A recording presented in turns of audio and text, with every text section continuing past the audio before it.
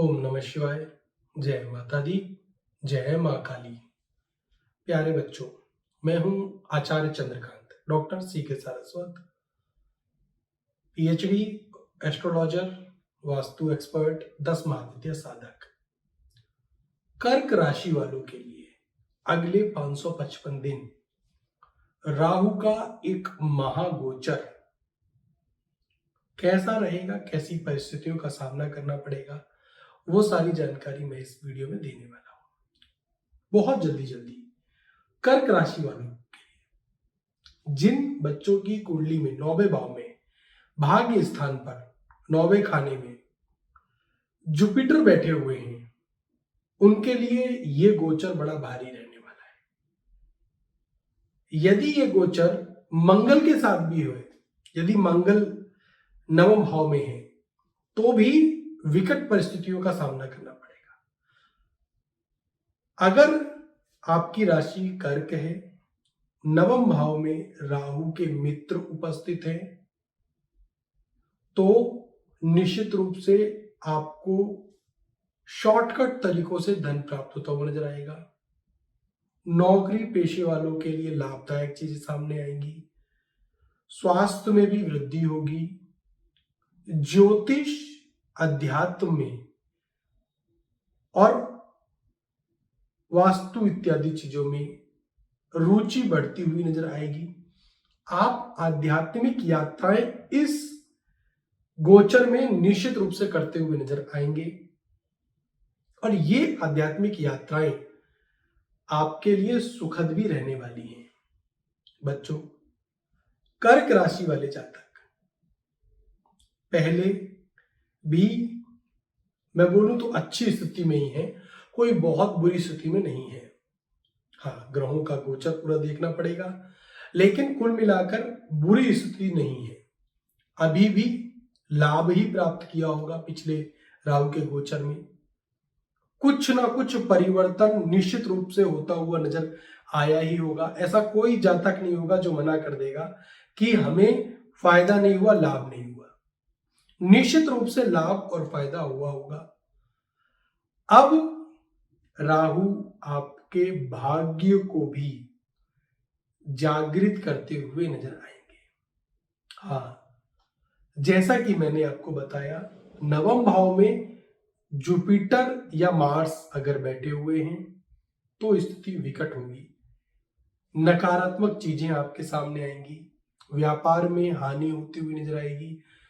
सावधान रहिए, शत्रु आपके आसपास ही नजर आने वाले हैं। मेरी इस बात का ध्यान रखिएगा। आपके लिए राहु का ये गोचर लोगों के सही चेहरे सामने लाने का कार्य करेगा। आपके अपने लोग असली रंग में सामने आएंगे। आप नेकी का साथ मत छोड़िए, अच्छे कार्य कीजिए। राहु का वर्तमान गोचर उन लोगों के लिए बहुत भारी है जिनकी कुंडली में 9वें भाव में जुपिटर या मंगल बैठे हैं। बाकी लोगों के लिए अच्छा है। विदेश से लाभ प्राप्त होता हुआ नजर आएगा। पति पत्नी के बीच में अच्छी चीजें चलती हुई नजर आएंगी। घर का सुख मिलता हुआ नजर आएगा। और धार्मिक यात्राएं आप इन 18 महीनों में, 18 महीने याद रखिएगा मेरे, लिख के लिख लीजिए, आप धार्मिक यात्राएं करते हुए नजर आएंगे। आपका स्वभाव भी धार्मिक रहता हुआ नजर आएगा। डर भी लगेगा बुरे कामों से और करने से बचेंगे भी। शॉर्टकट इत्यादि से, जमीन इत्यादि का मामला कोर्ट केस चल रहा है, अदालत में फंसा हुआ है, उसमें भी लाभ प्राप्त होता हुआ नजर आएगा। राहु की मैं दृष्टियां देखूं, वैसे देखिए राहु की दृष्टि होती है कि नहीं होती है, इसका बड़ा बहुत ज्यादा इसमें अलग अलग मत हैं। कुछ लोग मानते हैं दृष्टियां नहीं होती। हमारे भी गुरु ने ऐसा ही बताया कि दृष्टियां नहीं होती हैं, और उसको मैं मानता भी नहीं हूं, उसका आकलन भी नहीं कर पाता। लेकिन राहु का प्रभाव दूसरे ग्रहों पर, तो लाल किताब में जब हम पढ़ते हैं तो उसमें दिखता है कि राहु जिस घर में बैठे हुए, जिस खाने में बैठे, उस खाने का प्रभाव देखिए किधर पड़ता है। तो आपके लिए अगर मैं देखूं तो 9वें खाने का प्रभाव कहीं ना कहीं संतान पक्ष पर भी पड़ेगा और अपने घर के लोगों पर भी पड़ेगा। आपके पराक्रम में भी आप स्वभाव से लेजी होते हुए नजर आएंगे, शॉर्टकट इत्यादि खोजते हुए नजर आएंगे, तो वो छोड़ दीजिए। परिवार के लोगों से किसी भी तरीके की बहस इत्यादि मत कीजिएगा।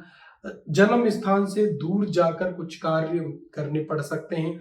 नौकरी के जो ऑफर आएंगे वो जन्म स्थान से दूर के आते हुए नजर आएंगे, लेकिन वो लाभदायक रहेंगे। ऐसा नहीं है कि वो नेगेटिव नहीं है, वो पॉजिटिव ही है।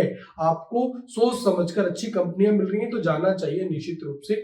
विदेश से ऑफर आएगा तो आपको जाना चाहिए, मैं उसके लिए रोकूंगा नहीं, और वो लाभदायक स्थिति ही रहने वाली है। बस संतान पक्ष को लेकर थोड़ा सा ध्यान रखें। संतान कुछ ऐसा कार्य करते हुए नजर आएगी जिससे कि समाज में आपकी जो इमेज है वो खराब होती हुई दिखेगी। कर्क राशि वाले जातक इस बात का ध्यान रखें। स्वास्थ्य को लेकर थोड़ा सा सचेत रहें। बाहर का खाना पीना इन 18 महीने में जितना कम कर सकें उतना कम कीजिएगा, अन्यथा स्वास्थ्य के क्षेत्र में हानि उठानी पड़ सकती है। कर्क राशि वालों के लिए ये गोचर कहीं ना कहीं लाभदायक ही है, अच्छा ही है, अच्छी चीजें प्राप्त होती हुई नजर आएंगी।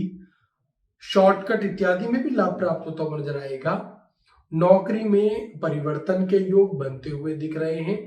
केवल वो जातक, मैं फिर से बोल रहा हूं, जिनकी पत्रिका में राहु जुपिटर के साथ गोचर करेंगे या फिर मंगल के साथ बैठ जाएंगे, वहां समस्या होने वाली है। मुझसे अपनी कुंडली का विवेचन कराएं और देखें आपके राहु किन ग्रहों से होकर गुजरने वाले हैं, क्या स्थिति बनने वाली है, ताकि पहले से ही सावधान रह सकें। छोटी सी फीस देकर आप मुझसे बात कर सकते हैं। कृपया करके अपॉइंटमेंट के लिए व्हाट्सएप पर ही मैसेज किया करें।